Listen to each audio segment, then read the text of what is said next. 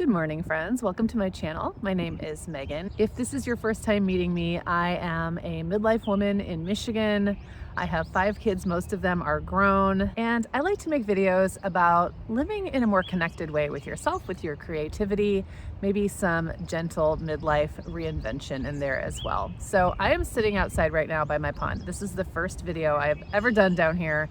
I got remarried 3 years ago and moved into my husband's house, and he had this little pond that at the time did not look this good.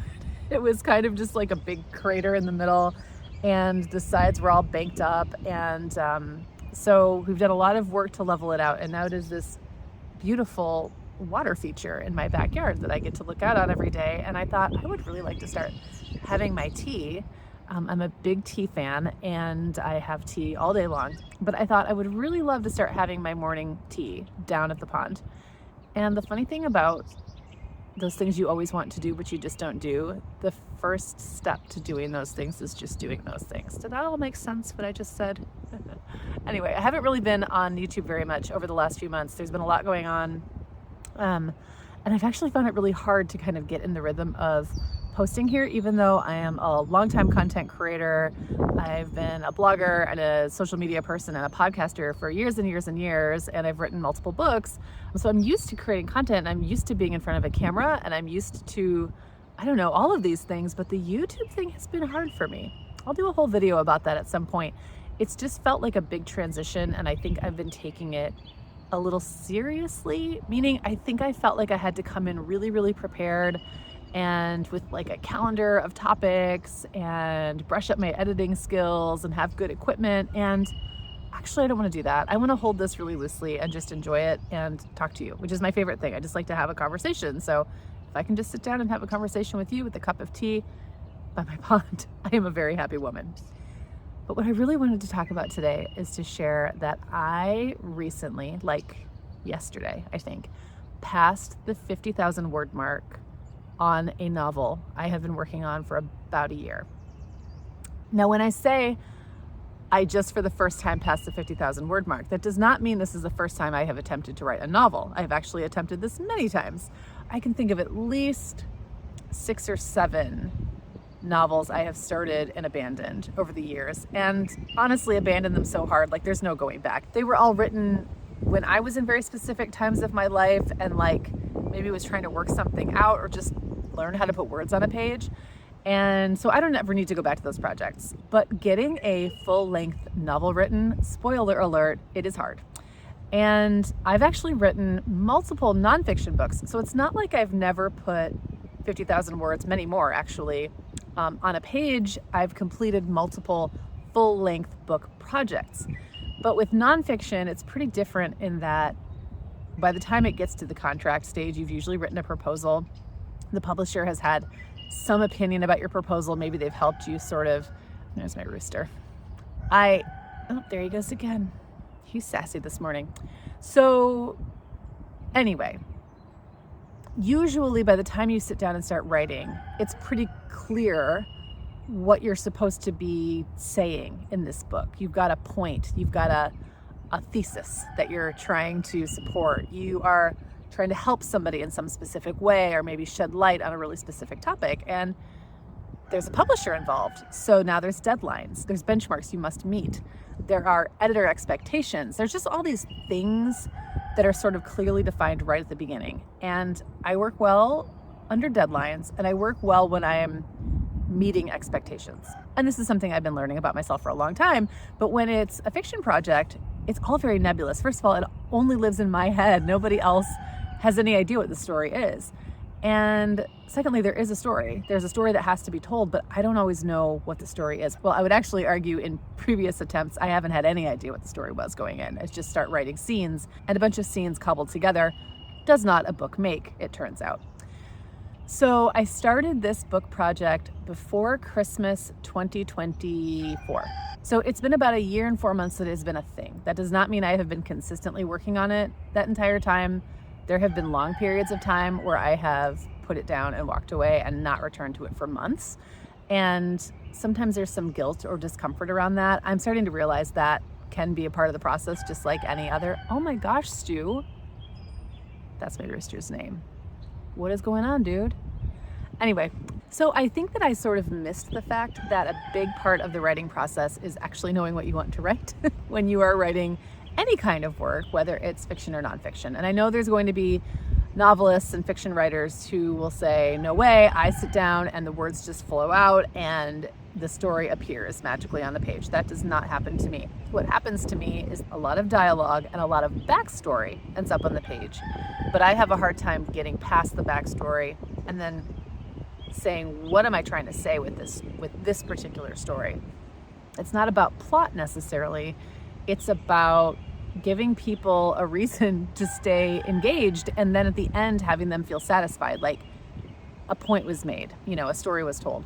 So I had a very basic idea of kind of what I wanted at the very beginning, somewhere in the middle, and at the end of the book, and that was all I had. And so it's just been a lot of kind of struggling through and realizing, okay, that's just a chapter or 2 chapters entirely of exposition. It's too much backstory, like we need to rework that. And it really wasn't until around Christmas of this last year that I got to about the, 25,000 word mark, let's say, where I started to feel like this can be a story. And the elements of the story are here. And I now just need to figure out how to tease them out. So my book is about a woman named Melly who is in her late 40s, about to turn 50 actually. Her kids are grown and flown. She's recently divorced, and she lives in this kind of fading small town in the Upper Peninsula of Michigan, which is actually where I was born and where I now spend a lot of time. And Melly has just always felt like her life is very small, and she's really been waiting to other people to sort of help pull her into whatever is next for her. She's very passive and has wound up in this dead-end job at a supermarket bakery, where at one point she had a lot of fun with it and a lot of control over it. It was bought by a big corporate entity, and now the job is essentially pushing buttons and printing labels, and she hates it, but can't quite get herself unstuck. And so throughout this book, she meets a mysterious older woman who owns a tea shop in town and starts to sort of mentor her. And Melly really has to figure out her own strengths, and that she actually is a leader, and that she can actually make decisions, and that people can look to her to help get this town back on its feet. And while there are definitely some aspects of Melly's life and circumstances that I can identify with, for example, having adult children, 4 of my 5 kids are adults and are grown and flown, and I have 1 high school junior. There's a lot about her personality that I don't identify with. I don't consider myself a very passive person. I'm actually more proactive, bordering on impatient at times. So there are things I have to sort of be able to step outside of to put myself into Melly's shoes, into her head, and figure out how she would actually react in these situations. So I'm going to talk a little bit about some of the things that have worked for me and some of the things I think I could have probably done a little differently to help me progress a little faster. I think I felt like I had to really struggle through this first draft on my own, and I think I could have leaned in on some structured help sooner. Right after Christmas, I did go through a program called Blueprint for a Book, and it's put on by the ladies at #AmWriting, and I actually signed up for the Blueprint cohort, which is like a small group where we sort of work through the blueprint together. So you can do the blueprint as part of their community, but you can also opt into this higher touch experience where there was calls and things like that. And it wasn't like they were critiquing my work as I went. It really wasn't that. In fact, I wrote very little during that time. What I really was doing was looking at what I already had and asking myself, am I telling a story? Essentially, like, is there a story here? And if there's not, how do I tell this story? I actually think putting the brakes on just adding more words, because at that point I was kind of like getting in the flow. I was getting close to 30,000 words, and I thought, okay, if I could just get to 50, because I have done NaNoWriMo unsuccessfully multiple times. And if you're familiar, NaNoWriMo was National Novel Writing Month. I don't know that it still exists in any formal way anymore, but it started when I was kind of early in my writing career, and I was doing a lot of nonfiction writing, but I really wanted to write a novel. And NaNoWriMo was basically just this huge social experience where everyone would try to get to 50,000 words within a month. It seems like when you get there, you've crossed some line, right? Like, this is a real thing. So That's where I was really headed, and I wanted to get to that number. I felt like that would legitimize what I was doing. But through the blueprint process, I really learned that I probably needed to pump the brakes, stop just cranking out words, and figure out why I was putting these scenes on paper. Did this scene lead to that scene, lead to that scene? And did all of it lead to a satisfying conclusion that would have told a story? That was so valuable. I think I could have done it sooner. So that was number one, get help sooner. And now I'm looking for other kinds of help, coaching, manuscript editing. I'm looking for all of those things. I have someone I'm talking to right now, and that's definitely something I am going to opt into soon. And part of that is because I tend to do best when I have something to react to versus when I'm trying to create something brand new. That's always the hardest part for me. I know I'm not alone there. You know, the hardest part of creating anything for me is the blank page. There's so many possibilities. It could be anything. So what will it be? Will it be anything? I don't know. Sometimes yes, sometimes no. So where I'm really trying to get is to where that doesn't become such a slog. Getting that spark of an idea out of my head and into some kind of form on the page can feel like a really heavy lift for me. And I think that engaging help sooner and maybe in a little bit of a more intentional way will really help me move past that. Another big part is just confidence. I think having a finished book project in my hand is going to make me feel so much more confident that I can do this, that I actually can pull a story together, and that I can finish a book-length fiction project. I just feel like it's going to be a big boost. All right, it's time for a refill. By the way, I will be talking a lot about tea in these videos. If you are not familiar with me so far, I actually just finished a program to become a certified tea sommelier. So I passed that and now I am certified, baby. I don't know what it means. I do have a small brick and mortar tea company, but I really think my future in tea is going to be more experiential and storytelling driven and really linking books and tea, which are like two of my very favorite things. And I would love to tell you what I'm drinking right now. Unfortunately, I don't have a brand name to give you or a label because this is leftover tea from my course that I went through. They sent me a whole bunch of unmarked tea. I know this is a blend of Keeman, which is a Chinese black tea, and Rahuna, which is a Sri Lankan black tea. I had both, like a little bit left in each of my little test baggies, and so I blended them together. It's delicious, but I couldn't tell you where to buy it. But more of that kind of content to come later. Oh my gosh, it's so windy out here. My hair is doing all kinds of crazy things. Okay, back to books. The other thing I want to say that I think next time I just won't get as hung up on is the timing, the long pauses. I do want to help myself get books off the ground faster in the future because I just don't think it's great for my creative process for those first 3 months to feel like such a slog. So I definitely want to figure out some way to maybe work with another writer or an editor or something like that earlier in the process to help me kind of just get takeoff on these ideas. But I also am really okay with some of the pauses. I think writing doesn't always look like writing. I've known this for a long time because I've been a writer for a very long time, 22, 23 years that I've been writing professionally. And I know that so often the most crucial part of my writing process is actually the time where I'm not writing at all, or at least it doesn't look like it. I'm walking, I'm staring at a wall, I'm sitting by the pond, I'm in the trees, like I'm feeding my chickens. I'm doing something that is grounding me in the real world, but in the background, in my head, my story is playing out and I'm asking myself questions.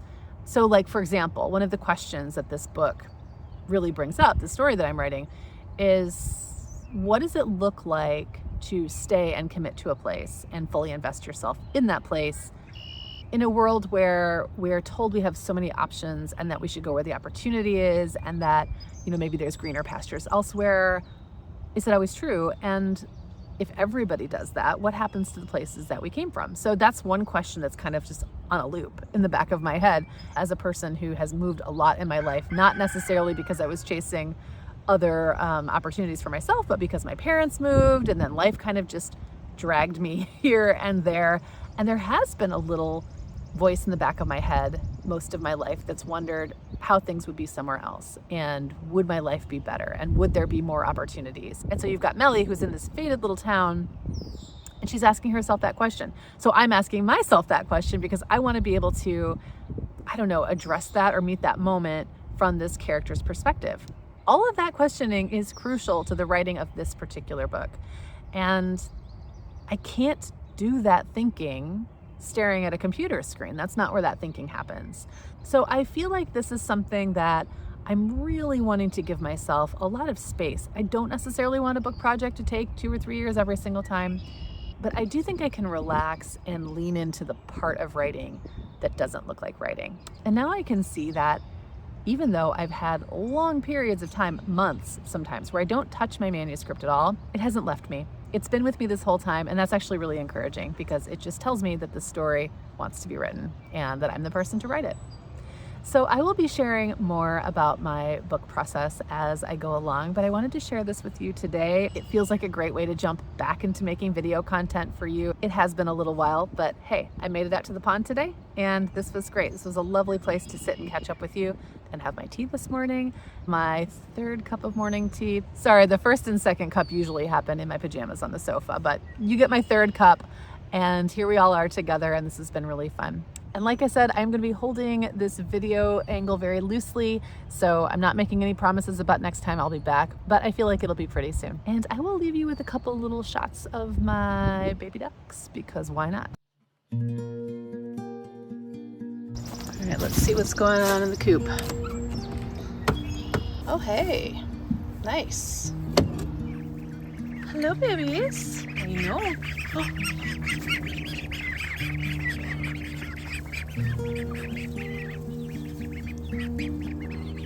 Yum, yum, yum, yum, yum.